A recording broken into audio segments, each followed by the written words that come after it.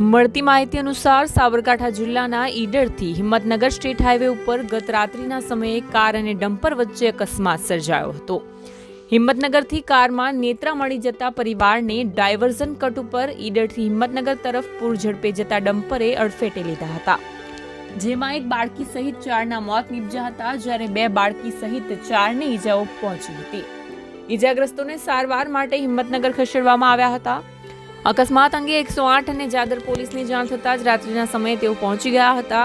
ત્યારબાદ પોલીસે રોડ ઉપરથી વાહનો હટાવીને ટ્રાફિક પૂર્વવત કરાવ્યો હતો।